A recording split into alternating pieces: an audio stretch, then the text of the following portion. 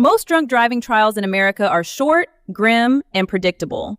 The state puts an officer on the stand. The officer describes weaving, slurred speech, a failed field sobriety test. The defense pokes at the margins. Almost everybody pleads out before it gets that far. Matt Roloff's 2008 trial in Oregon was not that. It involved a defense argument that no other driver in the state could have made, a jury that broke the judge's instructions and got itself dismissed, and a verdict that split 3 ways. There are 2 cases in the record. They are 4 years apart, and they are very different in scale, and both belong in an honest account of the man. Take 2003 first, because it is straightforward. At some point that year in Multnomah County, Oregon, Matt was driving when his vehicle left the road and ended up in a ditch. Law enforcement responded. Based on what the responding officers observed, they arrested him on suspicion of DUII. That is the Oregon wording, driving under the influence of intoxicants. He was 41. His career was established, his 4 children were at home, and he was known inside the dwarfism community through his work at Little People of America. He was not famous. Little People Big World was 3 years from existing. Local coverage was thin. The wider public never heard about it at the time. Per court records reported by the Oregonian, Matt was initially convicted of drunken driving. A year later, the charge was dismissed after he completed an alcohol diversion program. Diversion needs explaining because people hear the word and assume a celebrity loophole. It is nothing of the kind. Ordinary first-time defendants are offered it across many American jurisdictions every week. The bargain works like this.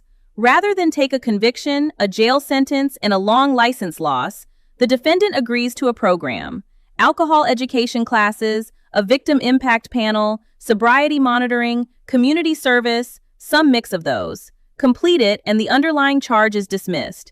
The arrest stays visible. The conviction does not. The reasoning behind diversion is not softness. It is that a first-time offender who completes treatment is statistically less likely to reoffend than one who serves a short sentence and comes out with a permanent conviction and no intervention. Matt took the offer, finished the program, and the charge came off. That is the whole of the 2003 case. One detail in that first case is easy to skate past, and it matters for what came later. Diversion is generally a once-only offer. Take it, and the door closes behind you. Any subsequent arrest is handled as a driver who has already used up the system's patience. Matt would have been told that in 2003, in plain language by his own attorney. 4 years later, it became the reason a lesser conviction carried a 3-year consequence. The second case was different. By then, people were watching. By the summer of 2007, TLC had been broadcasting the family for more than a year, and Matt had become a recognizable face across the country. Any court appearance he made would be reported nationally and picked over by fans, critics, and the entertainment press. Matt was a national television personality. Any court appearance he made was going to be reported nationally and dissected by fans, critics, and the entertainment press. The evening of June 19, 2007, Allen Pastori, a deputy with the Washington County Sheriff's Office, was working patrol in the Portland area. A vehicle pulled out of a bar lot in front of him and drifted outside its lane. Lane drift out of a bar lot is close to the textbook trigger for a stop. It is the observation officers are trained to look for, and it gives them the reasonable suspicion a stop legally requires. Pastori lit him up. Behind the wheel was Matt Roloff. It is worth pausing on what a traffic stop is like from inside Matt's body, because the ordinary choreography of one assumes a great deal about the driver. An officer approaches a window set at a height designed for an average adult. He asks the driver to step out onto the roadside, which for Matt means a drop rather than a step. Field sobriety testing then asks a person to walk a straight line, heel to toe, or stand on one leg for 30 seconds, or follow a pin with their eyes. 2 of those 3 tests measure balance. Diastrophic dysplasia affects joints, spine, and gait. A person with that condition may be entirely sober and still perform poorly on a roadside balance test because the test was never calibrated for his skeleton in the first place.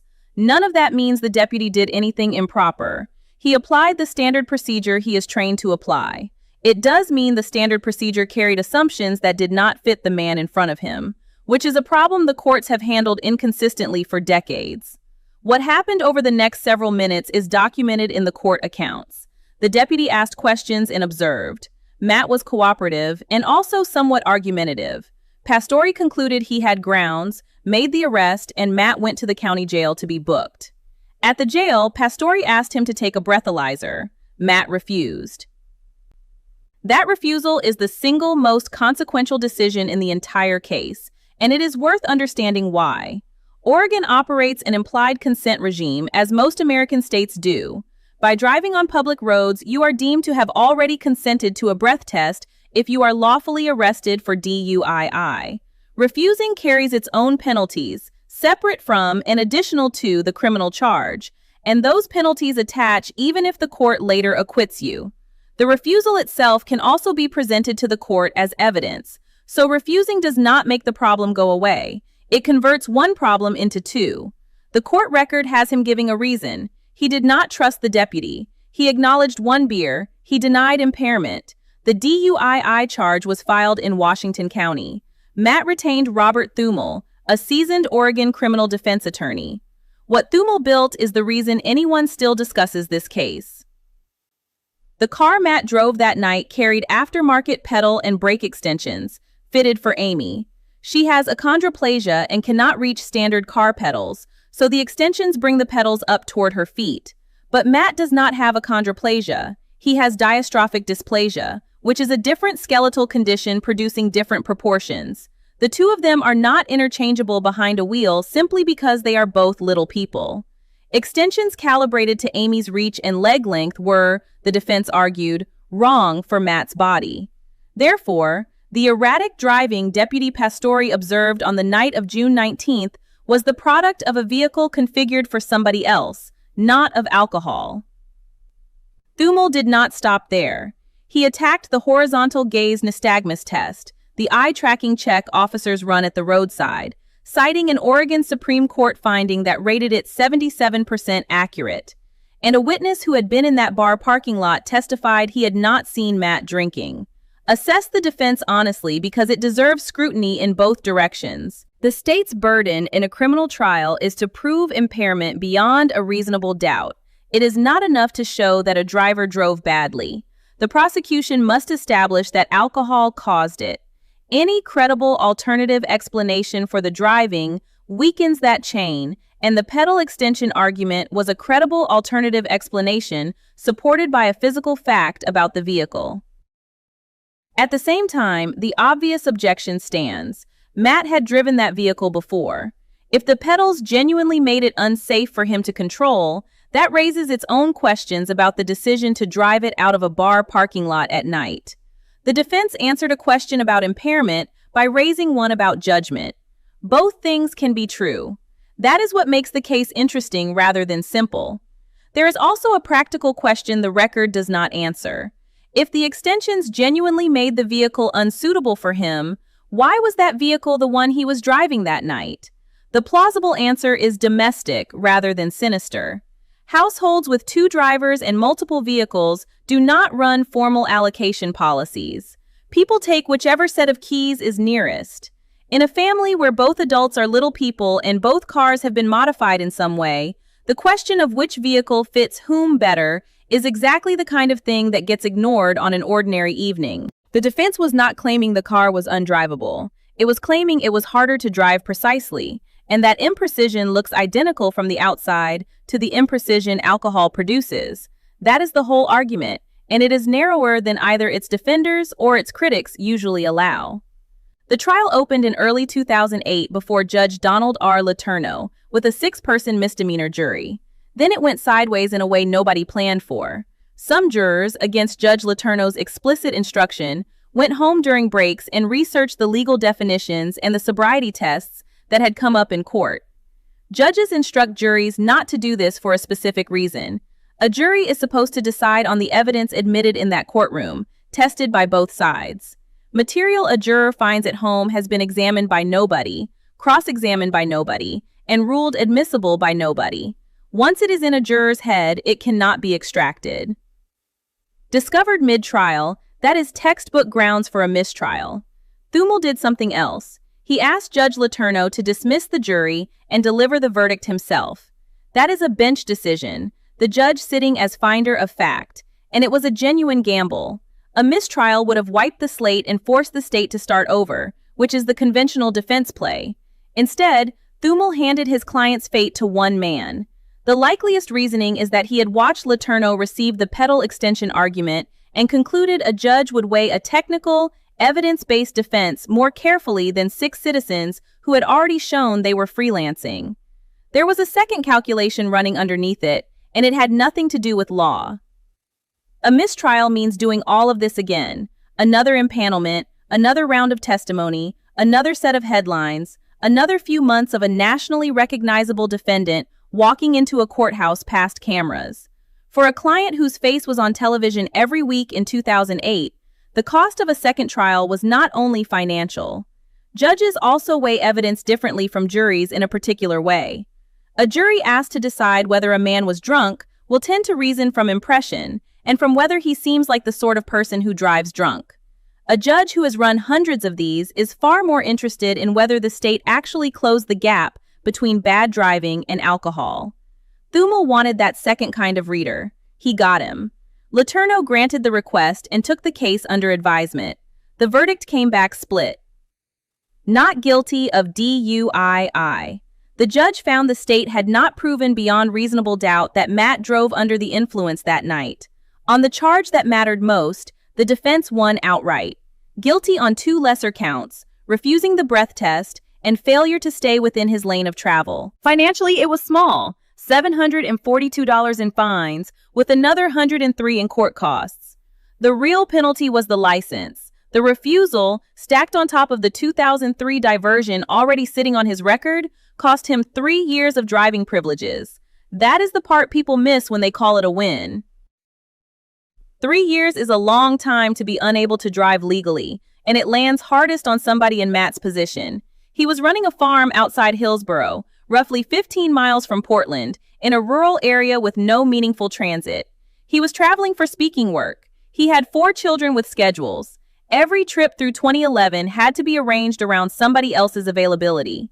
For a man whose whole public identity is built on independence and capability, being driven everywhere for 3 years is a specific kind of penalty that a fine does not replicate. There is a further wrinkle in the suspension that is worth setting out plainly, because it explains an outcome that otherwise looks contradictory.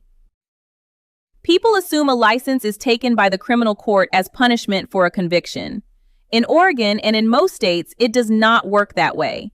The administrative penalty for refusing a breath test runs on a separate track from the criminal case entirely. It is imposed by the licensing authority, and it does not care what the court eventually decides about impairment, which produces the outcome Matt got. Cleared of the offense the state most wanted to prove. Suspended for 3 years anyway, because the refusal was its own violation with its own consequence attached. Had he simply taken the breath test in June of 2007, one of 2 things happens. Either it comes back under the limit and the DUII case likely collapses on the spot, or it comes back over and he is convicted. Neither of those paths produces a 3-year suspension for a man acquitted at trial. The refusal is the thing that made this case expensive. Public reaction split roughly the way you would expect. Some fans read the acquittal as vindication. Others thought he had escaped on a technicality and said so. A number of viewers objected to what they saw as an attempt to make Deputy Pastori look foolish. Legal commentators disagreed about whether the pedal defense was legitimate advocacy or an ingenious manufacture of doubt. Matt's own response was restrained, which was probably the correct call. He gave short statements, noted that he had maintained his innocence throughout, said he considered the matter closed, and said he wanted to get back to his family. No gloating, no swipes at the deputy, no ongoing public campaign about any of it. That restraint reads better now than it did then. A different defendant with a national platform and a partial acquittal would have gone on a media tour about it. Matt took the outcome, took the suspension, and stopped talking. The suspension expired in 2011, and his privileges were restored. Those 3 years overlapped almost exactly with the period when Roloff Farms was becoming a serious operation and the show was at its peak. Pumpkin season alone involved supply runs, equipment collection, contractor coordination, and constant movement between the property and Hillsborough. He did all of it as a passenger. Nobody in the family has ever detailed how the logistics were handled, and it never became a storyline, which is itself informative. A television production with access to a household under that constraint would ordinarily find an episode in it. That it stayed off screen suggests the family had decided this particular chapter was not for broadcast. As of 2026, there has been no third incident, 2 cases in 4 years, and then nothing across the following 15. Whether that reflects changed drinking habits, changed driving decisions, or something else is not documented, and it would be dishonest to claim otherwise.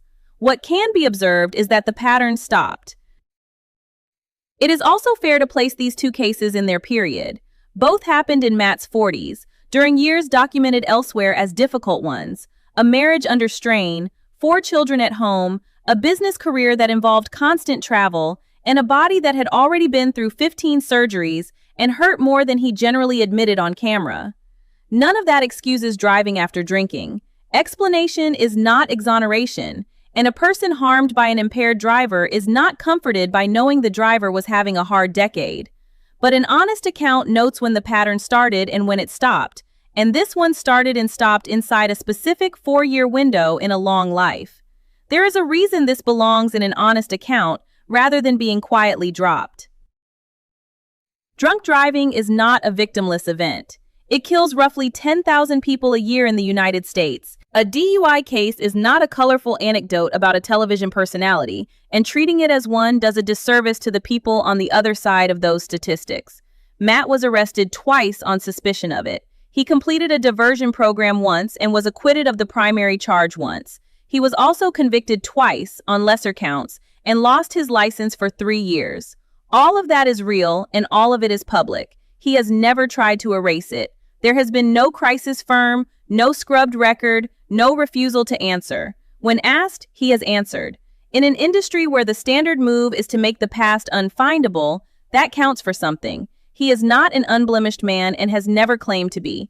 He is a person with a long, complicated adult life who made serious mistakes in his 40s, took the consequences, and did not repeat them.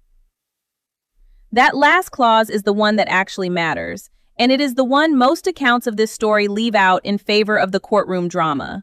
The trial makes better television. The 15 quiet years afterwards make the better argument about the man. Was the pedal extension defense legitimate advocacy, or too clever by half? Do you think refusing the breathalyzer was the mistake that actually cost him?